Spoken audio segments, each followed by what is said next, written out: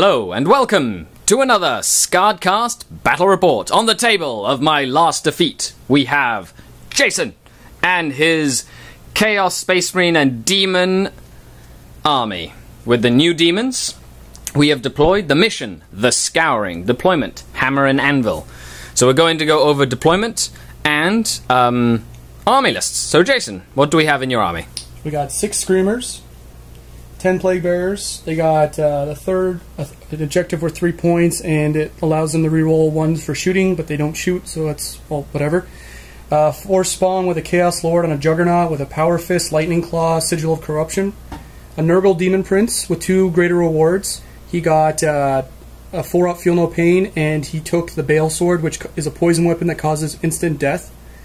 10 Plague Bearers on objective for 2 points. It's a Scatterfield objective.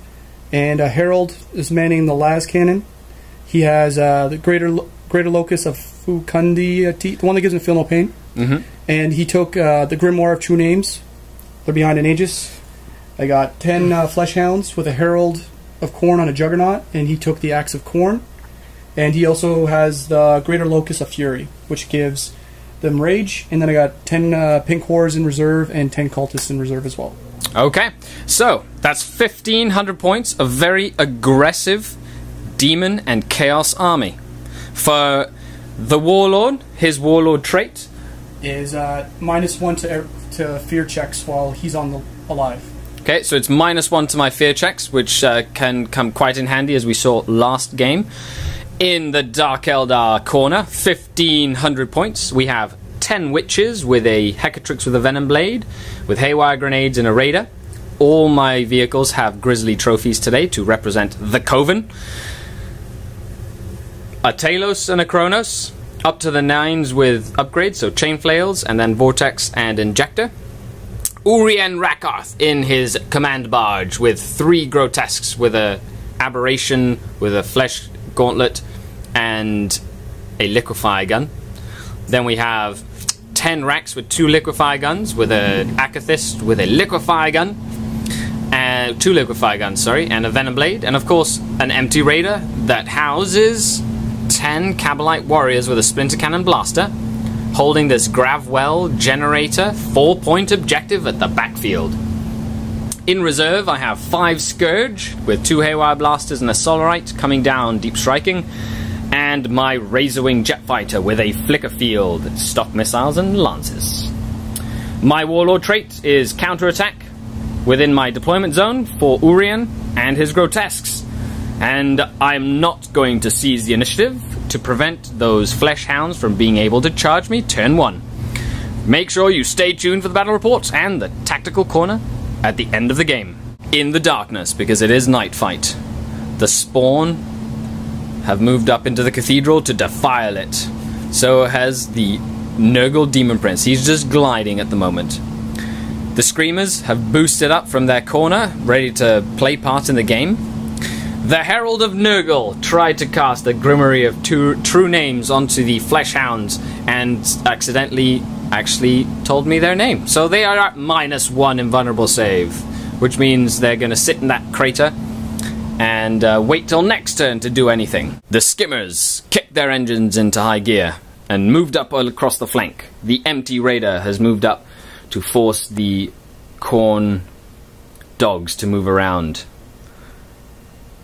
Urien's Raider and the Rack Raider are finished off the Icarus Las Cannon after the Talos inflicted 1 wound with his Splinter Cannon. The Witches have moved onto the far right flank to draw some enemy off of the center. The Spawn and Screamers stayed back in reserve. The Chaos Cultists move up to support that objective. Both Plague Bearer units just hold tight on their objectives. The Hounds with the Herald moved out, charged into my Kronos. The Herald cut my Kronos in half with a instant death roll of a 6 as he takes what could be a skull back to Khorne. The Demon Prince glided out of the Cathedral and failed to charge my Talos that was in cover. And the Horrors have deep struck and tried to shoot their Psychic Test weapon at the Kabbalite warriors, but I denied the witch. It is important to note that when the hounds charged, they are now at a 3+ cover save, thanks to the Grimoire of True Names actually working on them. 3+ invul save. And the Kronos inflicted 2 wounds, killing a model with his flamer weapon, which meant that he gave a pain token to the Kabbalite warriors on the ridge. Urien issues an order to his Coven. They formed around the Corn Hounds with the Herald and charged in. The Akathis sacrificed his life to challenge the Herald, while the rest of the units took everyone out with a demonic instability at -12. If they would have rolled double ones, that would have been horrible. 2 units died, 2 pain tokens. The pain train has now got 4 pain tokens, and the racks are now at 3 pain tokens. They have consolidated accordingly. On the far left flank, the witches fired into the horrors, killing 5, and then charged into combat, killing another 5. And they have gained their first pain token. All lance weapons fired into the Demon Prince of Nurgle and failed to do any damage. The Spawn moved up, tried to charge into the witches, but failed. They needed an 11. The Screamers continue to move across. They will play a big factor later in the game. The Demon Prince moved up within range of the Grimoire of True Names and now has a 2+ invulnerable save because the Warp Storm had a surge, giving all demons +1 invulnerable save. Other than that, the cultists moved up on the far left flank, ready to take the objective of the Cathedral. The Dark Eldar focused on the Spawn, knocking out the Spawn with the Witches and the Talos in combat after the Warriors poured a hail of splinter fire. The Hecatrix put 2 wounds on the Corn Lord with her Venom Blade before getting crushed by his Lightning Claw. The consolidated combat is now in progress. Urien and his Grotesques have charged into the Demon Prince that has a 2+ invulnerable save. The Aberration challenged out the Demon Prince and sacrificed his life to hold the Demon Prince in combat for another turn. The Warp Storm table has dropped the invulnerable save of all demons by 1. The Screamers slashed my warriors and killed 1, and the Demon Prince has succeeded in killing Urien and all the Grotesques. I did that wrong. I should have challenged with Urien and had him kill Urien before he could kill all the Grotesques, to hold him up in combat for at least 2 more turns. So that was my mistake, which I'm going to pay for next turn. That Demon Prince knew what he was doing. The cultists have moved and run up. The witches in combat passed all 5 wounds from invuls and feel no pain against the Lightning Claw, and the Talos succeeded in putting 1 more wound on him.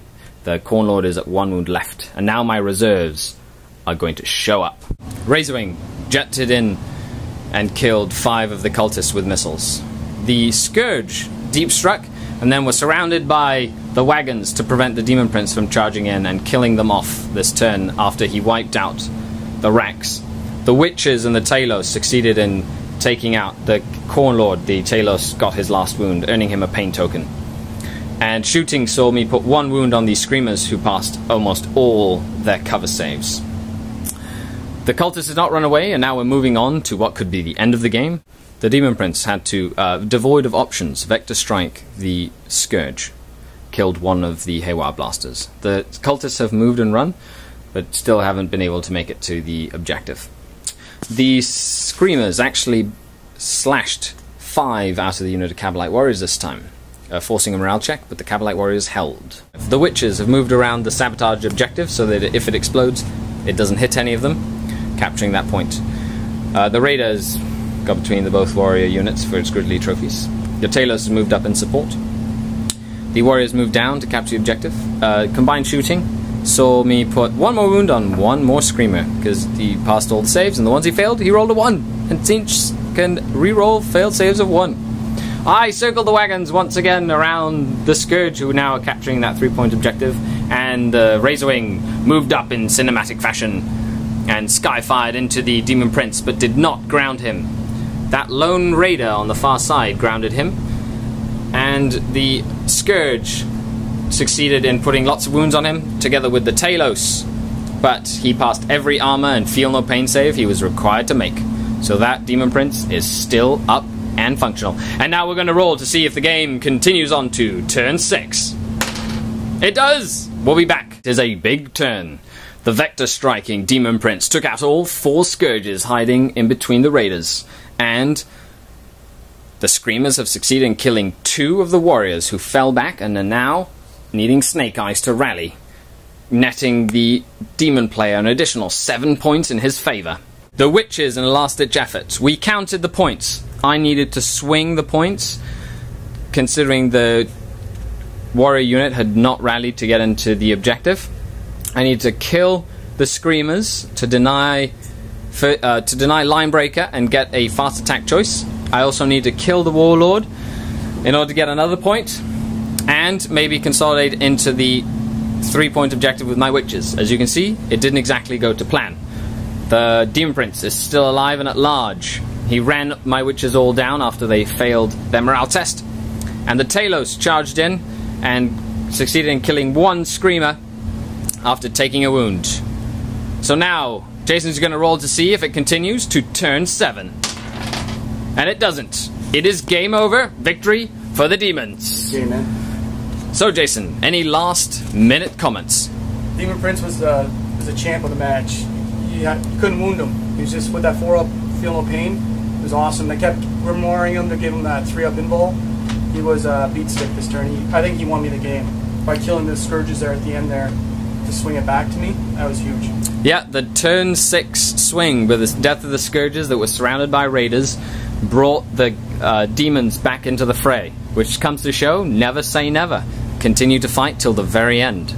Thanks all for tuning in. Stay tuned for the Tactical Corner.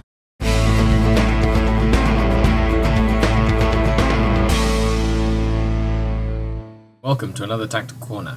So we start with deployment. I focused on one flank heavily because he'd only put his hounds on that corner. On the other side, he'd put his Corn Lord, and all the way in the corner he put his Screamers, so I knew they were going to come in later into the game and be effective. Now, in the first opening moves, I kind of put pressure on the hounds. I wanted him to charge that Raider maybe. He didn't go for it. And on the far side, he had moved to take a good position in the Cathedral. Now, I had to take the Icarus last cannon out because my Razorwing was going to come in, but that was easy to do with my poison shots. Now, in his second turn, took out my Kronos. That was a blow to me, but luckily my Kronos got 1 pain token before he passed out. In retaliation, of course, Urien and the Grotesque dispatched of the Hounds and the Herald on that side rather quickly. Now, this is where it got interesting, because that Demon Prince had an instant death weapon that basically negated the strength of that flank, which was the Feel No Pain. And on the other flank, he had lost all his horrors to my Witches, and my Witches then ended up overwhelming the Chaos Lord and the Spawn together with the Talos.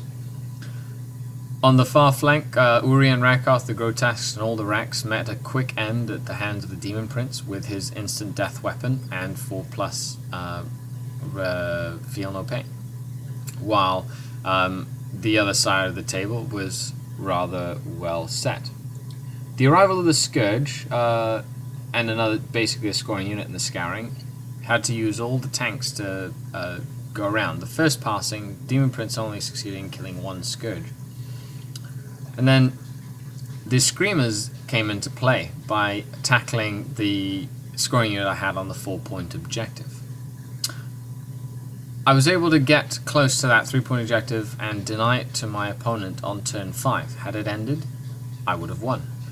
Luckily for Jason, the Demon Prince was able to eliminate the scoring unit, taking that objective away from me, and making my other unit run away, and they were really close to rallying, even needing double 1s. So at the end of the game, Jason had won, the Dark Eldar had lost. Thanks a lot for tuning in.